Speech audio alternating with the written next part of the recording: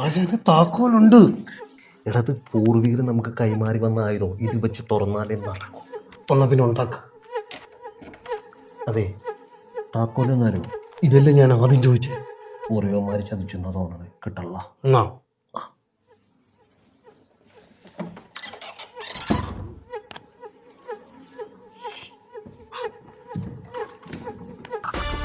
ഇത് വലിയ വീടാണോടാ.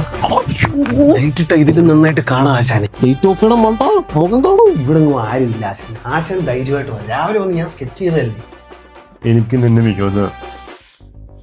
പക്ഷേ നീ എന്റെ പുറകെ നടന്നു. ഈ മോഷണശ്രമം കൊണ്ടെങ്കിലും നമ്മൾ രക്ഷപ്പെടും ആശാനെ. തസ്കര ശാസ്ത്ര പ്രകാരം ഈ വീട്ടിൽ എന്തോ ഒരു വലിയ യമണ്ടൻ സാധനം നമ്മൾ കാത്തി.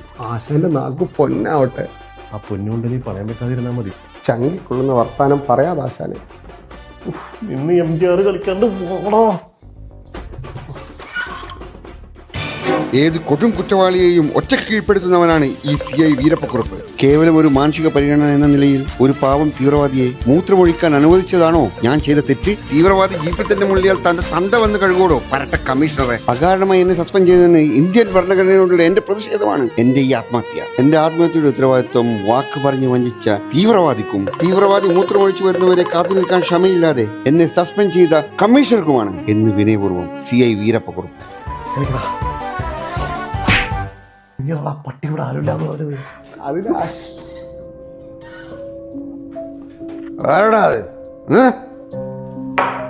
എല്ലാത്തിനും കാണിച്ചിരടാ CI വീരപ്പക്കുറുപ്പ്. ഇന്നുണ്ട്, നാളെയില്ല. ഇത് CI വീരപ്പക്കുറുപ്പിന്റെ വീടാടാ. എല്ലാത്തിനെയും ഞാൻ വെട്ടി വെച്ച് കൊല്ലുവടാ. എല്ലാത്തിനും കാണിച്ചിരടാ.